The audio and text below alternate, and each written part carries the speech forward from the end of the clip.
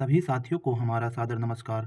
हमने अपने चैनल पर यूके ट्रिपल एससी द्वारा वर्तमान में आईटीआई अनुदेशक के जो सभी ट्रेड के एग्ज़ाम चल रहे हैं उनमें हमने आपको 4 एग्ज़ाम के नॉन टेक्निकल के 30-30 प्रश्न कराए हैं, जिसमें हमने 23 नवंबर को ड्राफ्टमैन और 20 नवंबर को प्लम्बर, 21 नवंबर को कंप्यूटर अनुदेशक और 24 नवंबर के प्रश्न पत्र के 30-30 नॉन टेक्निकल क्वेश्चन पहले ही सोल्व करवाए हैं। आज हम अपने जो 1 दिसंबर को हमारा अनुदेशक ड्राफ्टमैन या सिविल या प्रारूपकार का जो एग्ज़ाम सुबह 9 से 11 की शिफ्ट में हुआ है, उसका नॉन टेक्निकल के 30 प्रश्न को आंसर की देखने जा रहे हैं तथा इससे थोड़ी देर बाद ही हम तीसरी शिफ्ट में हुए अनुदेशक फिटर के 30 नॉन टेक्निकल क्वेश्चनों की भी एक वीडियो डालने वाले हैं। तो अभी के लिए हम इन 30 नॉन टेक्निकल क्वेश्चन जो हमारी प्रथम पाली में आज 1 दिसंबर के दिन रविवार को हुए हैं, उनकी एक संभावित आंसर की देखते हैं। तो ऐतिहासिक दृष्टि से जोशीमठ निम्न में से किस पंवार राजवंश की राजधानी रहा है? तो कत्यूरी राजवंश। 71 का हमारा डी आंसर है कत्यूरी राजवंश। जोशीमठ कत्यूरी राजवंश की राजधानी रहा है। पून, नाहर, चपलस या इरुपु किसमें है?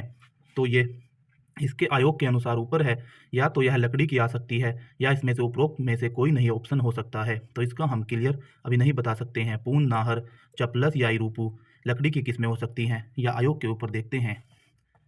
69वें राष्ट्रीय फिल्म समारोह में निम्न में से किस फीचर फिल्म का सर्वश्रेष्ठ फीचर फिल्म का पुरस्कार दिया गया?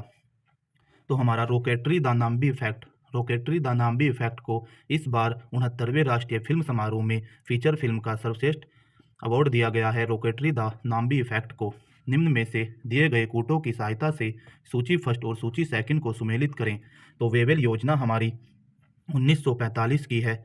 वेवेल योजना हमारी 1945 की है। क्रिप्स मिशन हमारा 1942 का है। अगस्त प्रस्ताव हमारा 1940 का है। 8 अगस्त 1940 का हमारा अगस्त प्रस्ताव है। और कैबिनेट मिशन हमारा 1946 का है। तो हमारा 74 का आंसर बी है। 4, 3, 2, 1। वेवेल योजना 1945, क्रिप्स मिशन 1942, अगस्त प्रस्ताव 1946 और कैबिनेट मिशन अगस्त प्रस्ताव 1940 और कैबिनेट मिशन 1946। तो आंसर नंबर बी है 4, 3, 2, 1। वेवेल 1945, क्रिप्स 1942, 8 अगस्त 1940 और cabinet mission 1946। 4, 3, 2, 1 answer number B. भारत में अंग्रेजी शिक्षा की शुरुआत किसने की? तो लॉर्ड मैकाले द्वारा। Option number C, Lord Macaulay द्वारा भारत में अंग्रेजी शिक्षा की शुरुआत हुई और इन्होंने 1835 में अंग्रेजी शिक्षा अधिनियम लाए थे। Lord Macaulay. 75 का आंसर नंबर सी। निम्नलिखित में से कौन सा एक कारक पृथ्वी के धरातल पर तापमान को नियंत्रित नहीं करता है? तो तट से दूरी और समुद्री धाराएं, ये दोनों ही हमारा बिल्कुल कंफर्म है कि ये पृथ्वी के धरातल पर तापमान को नियंत्रित करती हैं। लेकिन धरातलीय ढाल की प्रवृत्ति भी वैसे तो कुछ मात्रा में करती है, लेकिन सी और डी में से कोई भी आंसर आ सकता है, क्योंकि प्राकृतिक आपदाएं हमेशा तो रहती नहीं है। तो इसलिए प्राकृतिक आपदाएं अधिक मात्रा में चांस है कि प्राकृतिक आपदा इसका आंसर हो, लेकिन धरातलीय ढाल की प्रवृत्ति भी इसमें हो सकता है, क्योंकि ढाल का भी तापमान में बहुत अधिक प्रभाव नहीं पड़ता है। तो इसलिए सी या डी में से इसका कोई भी आंसर हो सकता है। अंतर्राष्ट्रीय मुद्रा कोष विश्व आर्थिक सूचकांक 2024 सकल घरेलू उत्पाद जीडीपी के संदर्भ में दुनिया की तीसरी सबसे बड़ी अर्थव्यवस्था कौन सी है? तो जर्मनी हमारी दुनिया की सबसे बड़ी तीसरी अर्थव्यवस्था है जीडीपी में। यदि हम पहले अर्थव्यवस्था की बात देखें तो यूएसए 28.78 ट्रिलियन के साथ प्रथम स्थान पर, चीन दूसरे स्थान पर, जर्मनी तीसरे, जापान चौथे और भारत 5वें स्थान पर है। और भारत का जीडीपी 3.94 ट्रिलियन डॉलर है। तो इसलिए तीसरा जर्मनी है। 77 का हमारा आंसर बी, जीडीपी में तीसरा स्थान जर्मनी। निम्नलिखित में से कौन भारतीय राष्ट्रीय कांग्रेस के अध्यक्ष पद पर पहुंचने वाली पहली भारतीय महिला? यदि पहली महिला की बात होती तो एनी बेसेंट जी होती, लेकिन पहली भारतीय महिला की बात हो रही है तो सरोजिनी नायडू जी हमारी पहली भारतीय महिला हैं, जो 1925 में हमारी भारतीय राष्ट्रीय कांग्रेस की पहली भारतीय महिला अध्यक्ष बनी थी, सरोजिनी नायडू जी। निम्न में से किस तारीख को चंद्रयान 3 चंद्रमा की सतह पर उतरा है? तो चंद्रमा की सतह पर हमारा 23 अगस्त 2023 को चंद्रयान 3 चंद्रमा की सतह पर उतरा था। 79 का आंसर नंबर बी। यूक्रेन के संदर्भ में दिए गए कथनों पर विचार करें एवं दिए गए कूटों के विकल्पों में से सही उत्तर का चयन करें। कीव यूक्रेन की राजधानी है। बिल्कुल सही आंसर है, कीव यूक्रेन की राजधानी है। क्षेत्रफल के आधार पर यूरोप का सबसे बड़ा देश है। क्षेत्रफल के अनुसार यह यूरोप का सबसे बड़ा देश है। तो यूरोप का सबसे बड़ा देश या पूरे विश्व का ही सबसे बड़ा देश क्षेत्रफल के अनुसार रूस है, ना कि यूक्रेन। तो दो हमारा बिल्कुल गलत ऑप्शन है इसमें, क्योंकि यदि यूरोप की ही बात करें तो यूरोप में और पूरे विश्व में रूस प्रथम स्थान पर, और यूरोप में दूसरे स्थान पर देखें तो यूक्रेन आता है, तीसरे स्थान पर फ्रांस आता है, चौथे पर स्पेन आता है और पाँचवें पर स्वीडन आता है। तो इसलिए हमारा ऑप्शन नंबर बी यहाँ पर गलत है। 1991 में यह स्वतंत्र हुआ। तो यह स्वतंत्र 1991 में ही हुआ, क्योंकि सोवियत संघ से यह अलग हुआ था। और 2022 में रूस ने यूक्रेन पर पूर्ण पैमाने पर आक्रमण किया। यह भी बिल्कुल सही है। तो यहाँ पर हमारा ऑप्शन बी सही नहीं है। तो 1, 3, 4 हमारा ऑप्शन नंबर डी, यहाँ पर हमारा आंसर है ऑप्शन नंबर डी। 80 का हमारा ऑप्शन नंबर डी 1, 3, 4, क्योंकि यूक्रेन यूरोप में क्षेत्रफल के अनुसार दूसरे स्थान पर है, ना कि पहले। अब हम अपने कंप्यूटर के सभी 10 प्रश्नों को देखेंगे। कंप्यूटर का लेवल इस पेपर में थोड़ा सा ठीक ठाक दिया गया है। संगणक प्रणाली की कौन सी इकाई गणना या तुलना का कार्य करती है? तो हमने कंप्यूटर की जो मास्टर वीडियो डाली है उसमें हमने बताया है कि CPU के अंतर्गत हमारा CU और ALU होता है। तो ALU हमारा गणना और तुलना के सभी काम करता है, arithmetic and logic unit ALU। तो इसका आंसर हमारा सी है, 81 का आंसर सी। संगणक की किस पीढ़ी में मैग्नेटिक डिस्क तथा मैग्नेटिक टेप सेकेंडरी स्टोरेज उपकरणों के लिए प्रयोग किए जाते हैं? तो हमने बिल्कुल उसमें बार बार बताया है कि हमारी द्वितीय पीढ़ी में हमारा मैग्नेटिक डिस्क और मैग्नेटिक टेप सेकेंडरी उपकरणों के लिए प्रयोग किए जाते थे। तो द्वितीय पीढ़ी 82 का हमारा बी आंसर है। MS वर्ड 2007 में हेडर और फुटर का डिफ़ॉल्ट आकार क्या है? तो हेडर और फुटर का डिफ़ॉल्ट आकार वैसे तो 0.5 इंच है, लेकिन यदि ऊपर और नीचे का मार्जिन की बात होगी तो 1 इंच आएगा, लेकिन यहाँ टोटल की बात हो रही है तो इसलिए 0.5 2007 में MS वर्ड 2007 में हेडर और फुटर का डिफ़ॉल्ट आकार हमारा 0.5 है। जैसे हमारा यह 18 यहाँ पर लिखा हुआ है तो यह फुटर का काम करता है, और ऊपर अगर ऐसे कोई पेज नंबर या टाइटल या शीर्षक लिखा हो तो वह हेडर का काम करता है। तो इसलिए इनका डिफ़ॉल्ट जो आकार होता है वो 0.5 इंच होता है। 83 का हमारा आंसर सी। 84 मैश टोपोलॉजी 84 है हमारा। सूची फर्स्ट को सूची सेकंड से सुमेलित करें, नीचे दिए गए कोड से सही उत्तर चुनिए। तो मैश टोपोलॉजी प्रत्येक नोड एक अलग भौतिक लिंक का प्रयोग करके नेटवर्क पर एक ही दूसरे से जुड़ा रहता है। प्रत्येक नोड अलग अलग सबसे जुड़ा रहता है। तो फर्स्ट का हमारा बी आंसर होगा, फर्स्ट का बी। और हमारा स्टार टोपोलॉजी में क्या होता है कि ये केंद्रीय हब से जुड़े होते हैं। तो सेकंड का हमारा फोर्थ होगा।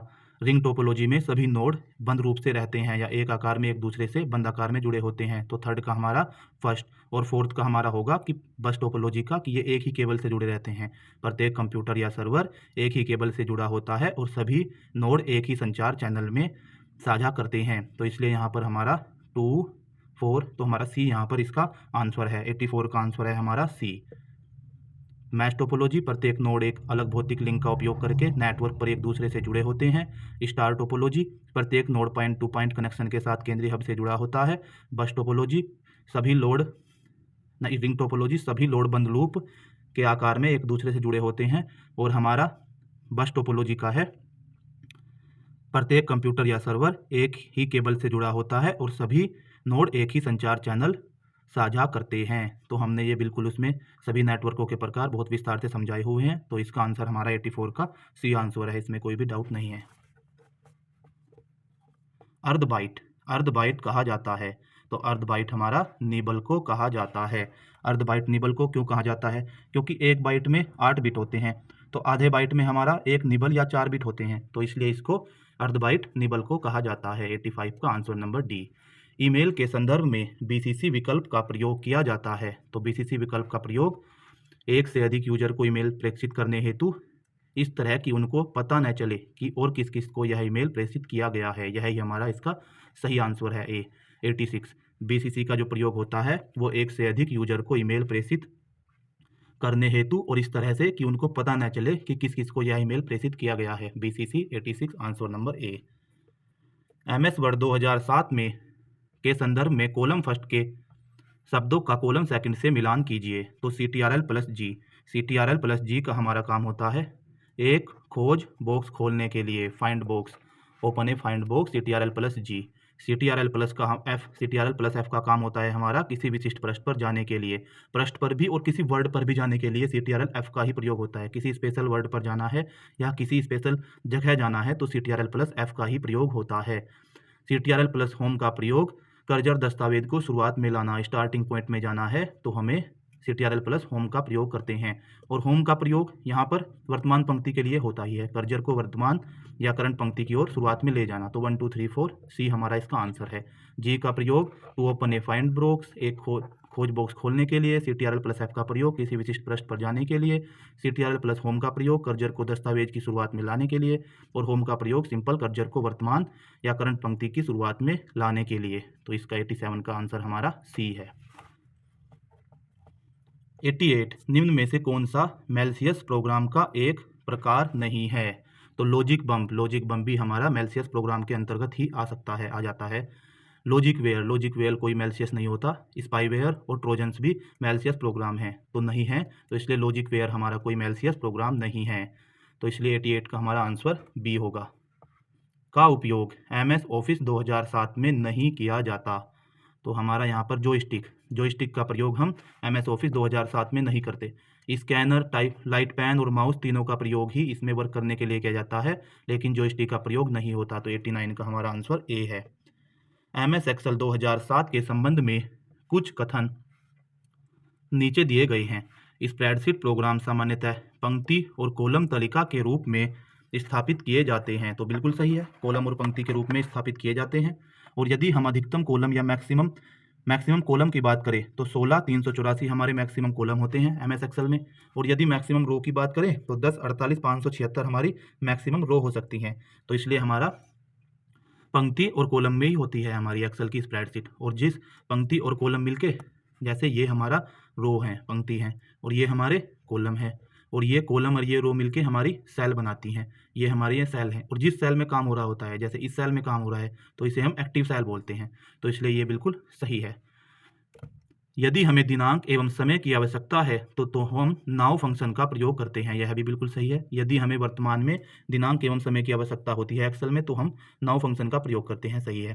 प्रत्येक माइक्रोसॉफ्ट एक्सेल फाइल को शीट के रूप में भी जाना जाता है। प्रत्येक, यदि यहाँ प्रत्येक की बात हो रही है तो प्रत्येक को शीट के रूप में, ये जरूरी नहीं है कि शीट के रूप में आएगा, वो वर्कबुक के रूप में आता है, तो इसलिए ये हमारा सही नहीं है।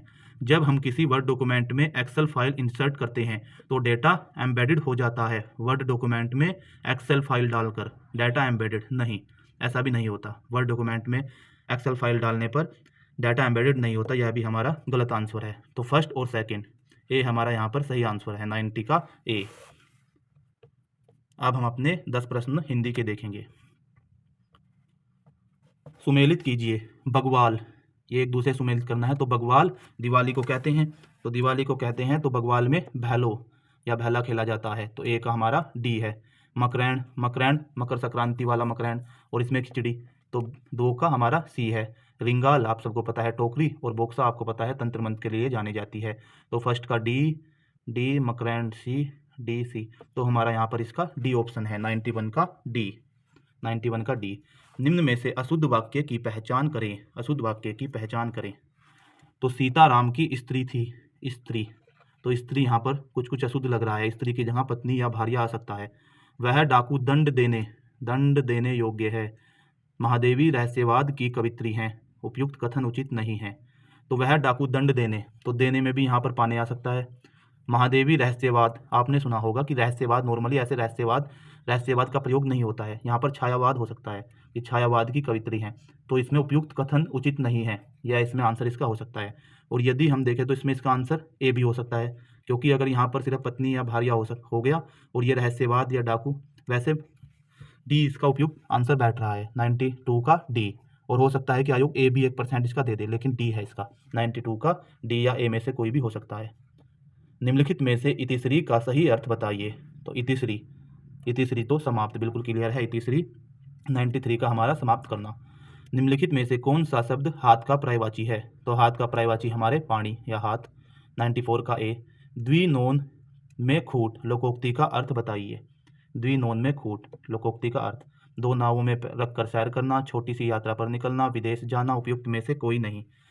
तो हमारा यदि हम दो नाव में पैर रखकर सैर करना इसका करें तो ये लोकोक्ति तो पहले ही दे रखी है और हम इसमें इसका अर्थ बताना है हमें, और हम मुहावरे में इसका आंसर दे दें तो शायद इसका आंसर 95 का हमारा डी हो सकता है, उपयुक्त में से कोई नहीं।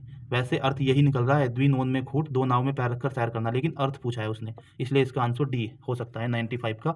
आयोग ए भी हो सकता है वैसे 1%, लेकिन आंसर इसका डी ज़्यादा उपयुक्त लग रहा है, 95 का डी।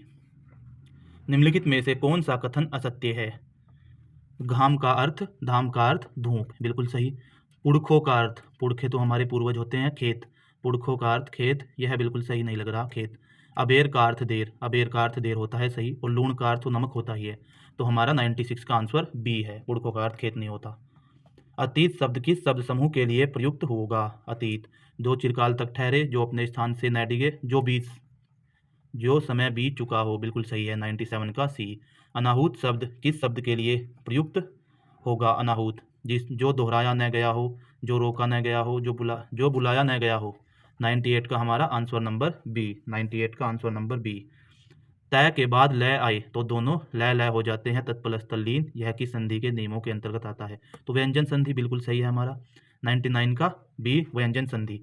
निम्नलिखित में से विलोम शब्द छांटिए या विलोम शब्द युग्म लिखिए। अचल का कुचल, नहीं, ये तो नहीं होगा। अभिशाप का वरदान, इसमें बिल्कुल सही आंसर है, अभिशाप का वरदान हमारा बिल्कुल सही है, 100 का बी। तो हमने अभी अपने जो आज 1 दिसंबर के दिन हमारा प्रारूपकार का जो एग्जाम हुआ है फर्स्ट शिफ्ट में, उसके नॉन टेक्निकल 30 प्रश्नों को देखा है, और हमने पहले भी इस सीरीज में 4 से 5 वीडियो पहले ही डाल रखी है, और 2 से 3 वीडियो हमारी कल या आज में और आने वाली है। और उसके बाद कुछ साथी कमेंट्स में PDF की भी मांग कर रहे हैं, तो हम इन सभी एग्जाम के 30 क्वेश्चनों को मर्ज करके एक PDF हमने बना ली है। उस PDF को हम कल या परसों की वीडियो में लिंक नीचे डिस्क्रिप्शन में डाल देंगे, आप वहां से उसको डाउनलोड कर सकते हैं। तथा हम इसकी एक मर्ज वीडियो भी लाने वाले हैं, जो ये सब क्वेश्चन हैं, तो हम इन 30 क्वेश्चनों को, जैसे अगर हमारे पास 6 से 7 शिफ्ट के प्रश्न हो गए, तो हम 180 या 200 क्वेश्चन, जितने भी वे 210 क्वेश्चन बैठेंगे, हम सबको मर्ज करके एक ही वीडियो में डालेंगे, और एक ही वह सीरियल वाइज आपको फिर PDF मिल जाएगी। आप वहीं डिस्क्रिप्शन में से लिंक लेके ग्रुप से जुड़ के वो PDF डाउनलोड कर सकते हैं। और हमारे द्वारा पहले भी बहुत सारी मास्टर वीडियो अपलोड की जा रही हैं, जिसमें हमने कंप्यूटर, विंसर ईयरबुक और परीक्षा वाणी के 1507 प्रश्नों को एक ही वीडियो में डाल के कल ही डाला है। तथा इससे पहले हमने एक ऑडियो रिकॉर्डिंग के रूप में परीक्षा वाणी के 92 पेज जो शुरू के हैं, उनकी भी एक ऑडियो रिकॉर्डिंग हमने 10 घंटे की डाली हुई है। तथा आगे भी हम सभी विषयों को मास्टर वीडियो के रूप में आपको देने वाले हैं, जो कि हमारी कोशिश रहेगी कि 19 जनवरी क्लर्क के पेपर तक आपको सभी कंटेंट ये मास्टर वीडियो के थ्रू लास्ट टाइम रिविजन के लिए आपको मिल जाए। और उसके बाद हमने कहा है कि 19 जनवरी के बाद हम लोअर, अपर और FRO के प्री को टारगेट करके विस्तार से एक एक अपनी डीपली बुक का एक एक चैप्टर की वीडियो डाला करेंगे हम। तो इसलिए अगर आपको हमारे ये जानकारी अच्छी लगती है तो आप ये वीडियो को शेयर करें, लाइक करें और चैनल को सब्सक्राइब करें। धन्यवाद।